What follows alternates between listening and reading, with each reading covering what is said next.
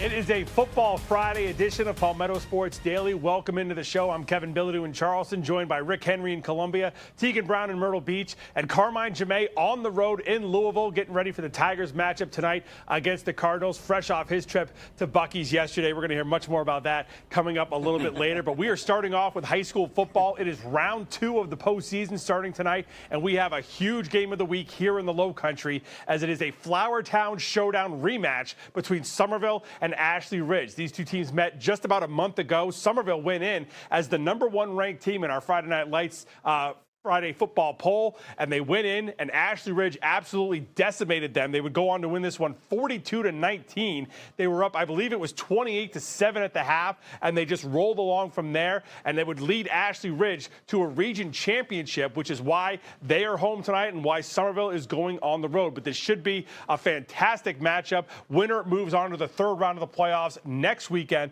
against the winner of Carolina Forest and Fort Dorchester. Both coaches know each other's teams inside and out, which should make this just an incredible matchup. Yeah, the focus is just to play better this time around. I think I told you last week we focus on 3 things in the playoffs. It's all, physicality, effort, execution. We did a really good job of that the other night, so we need to do that again going forward. That's what it takes to be successful, especially in 5A playoffs. Even though it's in the playoffs, it's still a rivalry game, and I know that they're going to be well prepared, and Ian and his guys will get their guys ready and make adjustments. And I think it's going to be about adjustments. Who makes the best adjustments? Yeah, it'll be a fight. We'll finish this thing, and somebody's going to go on to the 3rd round. Ashley Ridge led by Ryan Campbell at running back, who's got over 1,600 yards rushing this season and close to 20 touchdowns. So if Summerville is going to have a chance in this one, they're going to have to slow him down. He actually missed the final game of the regular season against West Ashley after getting hurt the week before against James Island, but he took that week off. They had the bye week last week, so he should be good to go as they get ready to take on Summerville tonight. Rick, you've got a good one as well over in Columbia. Yeah, we've got a rematch here too, Kevin. We've got Hammond Skyhawks, number 8 in my Midlands top 10. They're 9-1, going against their arch rival, the Heathwood Hall Highlanders. They are 8-3. Hammond, they're just dominating force in Skeeza. They've won 8 straight state championships. Now, Heathwood is coached by Tymir Zimmerman. He's guided the Highlanders to an 8-3 record in his 2nd season. Last year, they finished 2-8. The winner advances to the Skeeza 4A state championship game. And Zimmerman was named Heathwood's head coach back in November 2023. The Highlanders were coming off 3 consecutive losing seasons.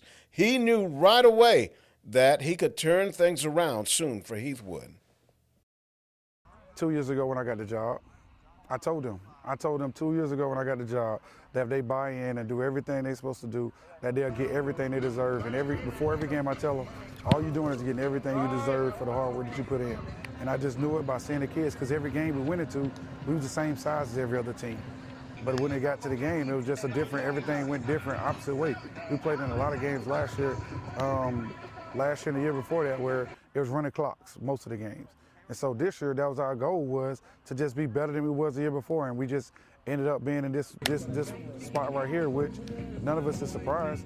We just got to go out there and keep doing the best we can do and just live with the results.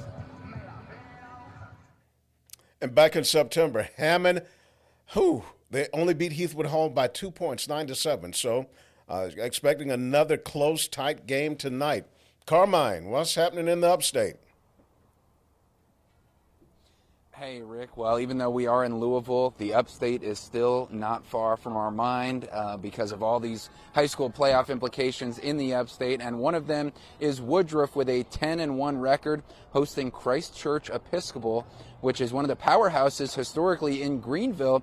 But this year they only have an 8-3 record. And one of the big reasons is because you guys will well remember the recent reclassification for a lot of these private schools. So Christ Church is just a couple years removed from winning back-to-back state titles in Class A. They had a rough adjustment last season, moving up 2 classes to Class 3A, but now they got a prove-it game at Woodruff, and so this 3A matchup should be really good. Close matchups, close rankings, and so we'll see who comes out on top and who can maybe, if Christ Church wins, return to the state championship ranks, because it's a lot different, as you guys know, in Class A versus Class 3A. But that's it for high school as far as right now and what's coming up. But Teagan, you have a little bit in your area too. Yeah, we do. No specific game of the week today, but some good matchups. We've got a PD Grand Strand clash with Myrtle Beach and West Florence going head-to-head at Myrtle Beach. We've also got Fort Dorchester playing Carolina Forest. They've got Jaron Fox, one of the best running backs in the state. He was named player of the region in his region there, so that should be a really good matchup. We've also got Silver Bluff at Dillon and then Orangeburg at Loris. Loris is still undefeated on the entire season.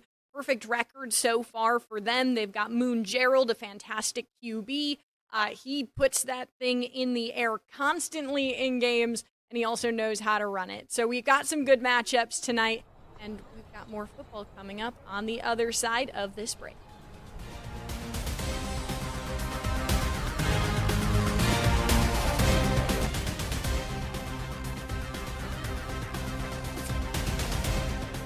And welcome back to Palmetto Sports Daily. We're going to talk a little Gamecock football right now. USC, they are traveling to Texas A&M to take on the third-ranked Aggies. Kickoff is at high noon. South Carolina, just an awful season, 3-6, 1-6 in the SEC. Texas A&M, 9-0 overall, 6-0 in the SEC. And listening to Shane Beamer earlier this week, he makes it sound even more challenging than what it is. We know that Texas A&M is a program that they're right in the national championship picture. And when Shane goes over all the things that Texas A&M, that they do very well, and some of them are things that South Carolina does not do well at all, or they have trouble stopping.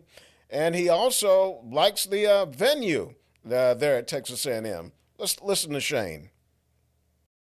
Goes without saying, we've got a huge challenge this week in College Station, a team that, in my opinion, is playing better than any team in the nation right now in all three phases. It's not just offense, defense, or offense or defense, or special teams is bad. They're good in everything and very efficient in everything. When you look at an offense that doesn't turn the ball over, they don't have negative plays, they don't give up sacks. You look at a defense that's number one in the nation, I believe, right now in third down defense, number 2 in sacks. This is one of, not my favorite place in the league to go play. It's just an awesome stadium. It's what college football is about, the tradition out there, the pageantry, the environment, the atmosphere. It's awesome. Wow. It sounds almost like Shane is almost doing a hype video for Texas A&M with all the positives he lists off. And I'm going, wow, those are things that South Carolina doesn't do very well at all. So let me ask you, Kevin, do you have even less faith in the Gamecocks' chances after listening to Coach Beamer? No, I wouldn't say that I do, but that's only because I didn't have any before he started talking. So there really wasn't any for me to lose from the beginning. So that's the only reason that's the way it is, because Texas A&M is the third-ranked team in the country. They're, I think, playing as well as anybody in the country right now. I'd put them right up there with Ohio State and Indiana at this point of the season. And I just don't see an area where South Carolina can take advantage of them in this game tomorrow and just put together any points that they're going to come away even keeping this game close. I think this is a 3-score game, Teagan. What about you? Yeah, I do not think this is going to be a close one at all. I think South Carolina's offense has clearly struggled.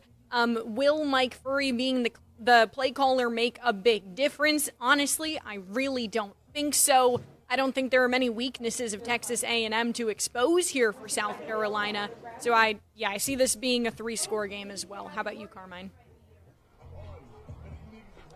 Yeah, I definitely see that as pretty big runaway there for Texas A&M with how many points they can put up and the lack of points that the Gamecocks have put up, scoring the fewest points in the SEC, I should say, and gaining the fewest yards, and with a new play caller. But who knows? They might surprise everybody. They've already lost 4 in a row in this gauntlet of a schedule to top 15 SEC teams. Maybe this is their breakthrough.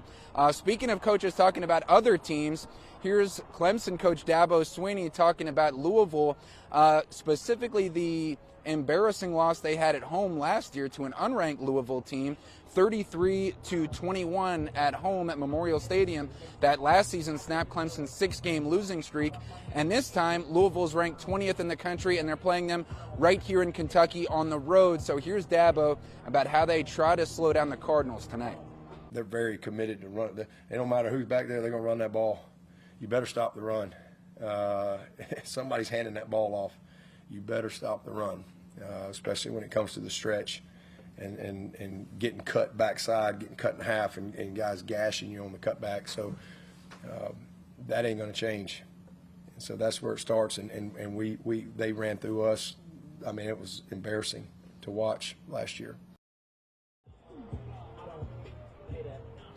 And the quarterback last season, Tyler Shuck, who just took over for former Gamecocks quarterback Spencer Rattler on the New Orleans Saints, is the starter there. So interesting connection this year.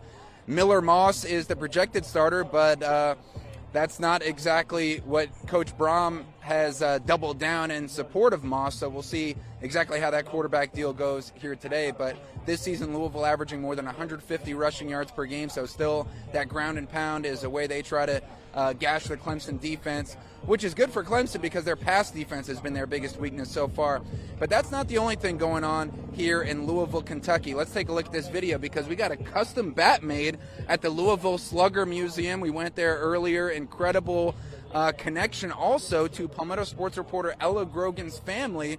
She has distant family members. In fact, her great-great-grandfather helped found the company that owns the Louisville Slugger. So pretty cool there. We got a great history, all the different bats made, including Braves legend Ronald Acuna Jr., his bat being made there by the Louisville Slugger Company. And we also had to check out the greatest, the Muhammad Ali Museum, where we try to float like a butterfly and sting like a bee, just like we try to do here on Palmetto Sports Daily. And got a little practice with the speed bag. Layla Ali was our tour guide for the on-the-mat portion of everything, trying to get, pumped up for this heavyweight ACC matchup later here today. But what an incredible experience. The Muhammad Ali Museum and the Louisville Slugger Museum as well, getting to see all these bats made. Great process, Kevin, and we'll try to just keep on swinging out here on the road following the Tigers. Carmine, I need more of a backstory here. It sounds like Ella should be the heir to the Louisville Slugger fortune. Why do we not all have our own personalized bats that she's sending us on a weekly basis? Well, I tried to lobby for that. I said you should be getting residual checks directly from Ronald Acuna Jr. and all the MLB players who are sponsored by Louisville Slugger. But because we just made this connection, now we're trying to work out the contractual details, Rick, and try to get us all paid and try to get us all these customized $35 Palmetto Sports bats that I personally at this point had to pay out of pocket for. Carmine, I have one question for you. Have you ever been in a fight? Well, in video games, yes, and mental battles, yes. I took a boxing class for a few months, but I have not ever been in a real fight, and I know that might surprise you guys based on my tenacious nature. It doesn't surprise me after watching you in the ring trying to throw some punches. Ella has much better technique. I take Ella in a bout with you, first round knockout. I mean, did you waste the money on those boxing classes? Saying that no. Well, did I pay any money for them? Now I'm trying to remember, because if I did, then I definitely need a refund. I did not challenge Ella to a fight for that reason. I told her I would keep her with my length, with my distance. I'd keep her, at bay, maybe a little rope-a-dope George Foreman style, and remember what Muhammad Ali eventually did to Joe Frazier. So, but I did not challenge her, Teagan, for a reason, because I assumed I was going to lose that fight. And why is your custom-made Louisville Slugger so tiny? Come on, Carmine. This is about the. If I was playing baseball, this would be the caliber of swing I'd bring into the batter's box, just like the caliber of boxing moves I'd bring into the ring. So I try to match. I try to be accurate here. Accurate sports reporting on Palmetto Sports Daily, Teagan. You got to be accurate. Well, that's why you Bakich really wouldn't do. let you I hit grew last up week. hearing.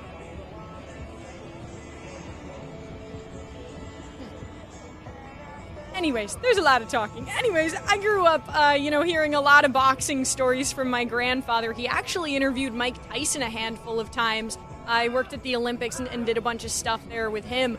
But yeah, based off of what I know about boxing, I'm going to guess Ella would have taken that one, Carmine. Sorry. Yeah. I don't even. Oh, yeah, that's why you're a swing, Carmine. That's why Bakich wouldn't let you hit last week against the Bananas. This is obvious. Eric Bakich knew nothing about my baseball talent going into that prank. And if he saw my tour I think he of knew Buc-ee's, something. he would have immediately thrown me into the batter's box. Buc-ee's, baseball. I mean, come on. He just got to watch the show, and he'll put me in there eventually. Now he knows you wouldn't be The any only help at reason all in a bench-clearing brawl. No help He from would have just asked you to Carmine. bring back some fudge from Buc-ee's. Yeah. Oh, my gosh. Bucky could whip you, too. We've got more coming up. Yeah, we've got more coming up on Palmetto Sports Daily right after this.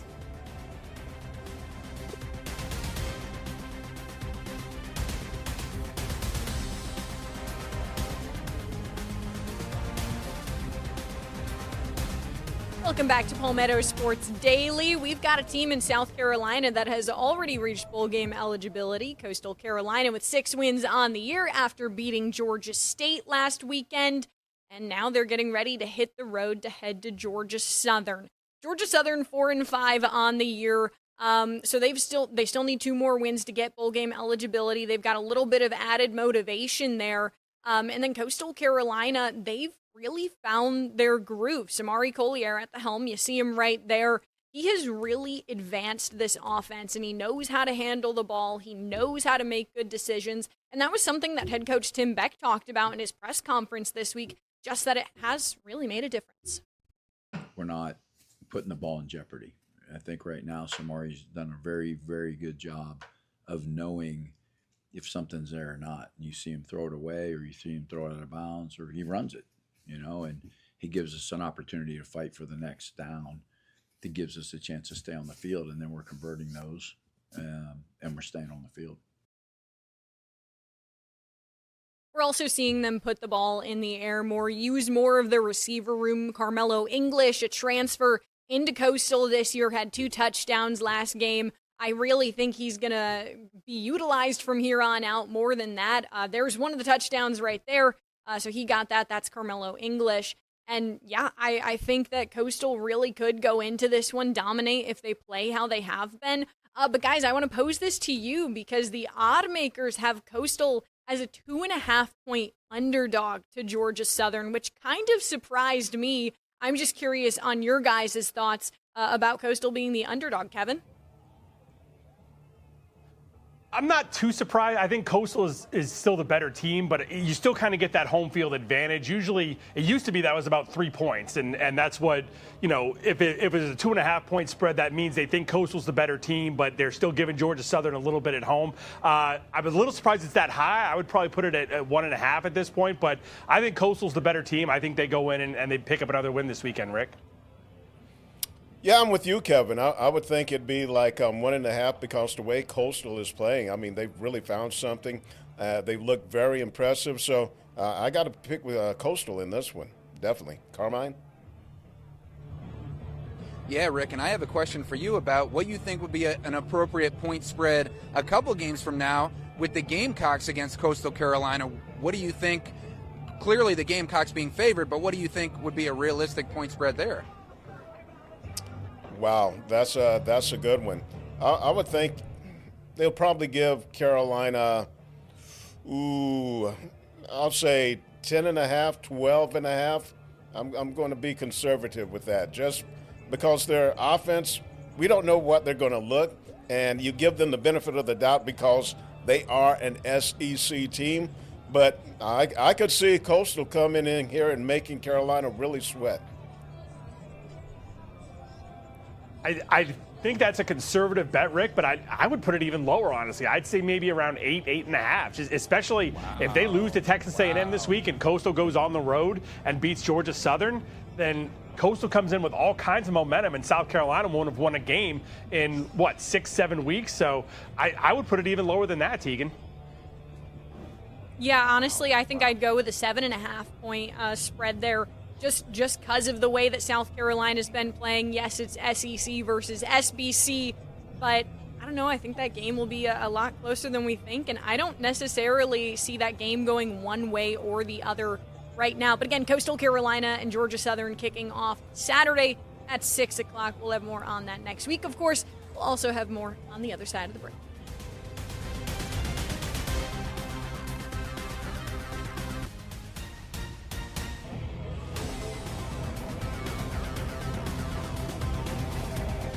Welcome back to Palmetto Sports Daily. Before we get out of here, it is time for our locks of the week for this weekend's college football games. As the guy in first place, still undefeated on the season, I will go first. Tennessee to beat New Mexico State. And before anyone says anything, my backup pick that I would have had last week if Carmine had just done a few pumps on the air was Nebraska over UCLA. That also won, so I'd still be undefeated. Teagan, you're up.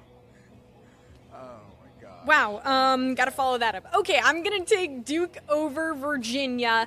Virginia's still questionable of if they'll have Chandler Morris at QB. If he can clear concussion protocol by Saturday, then I don't like my odds as much, but I'll take Duke over 19th ranked Virginia. I think, Carmine, you were next? Hey, one thing I like about college football, big-time college football, the teams arrive, police escort, sirens blaring. The teams that Kevin goes against, they arrive in a funeral procession in a hearse. I got Georgia over Texas.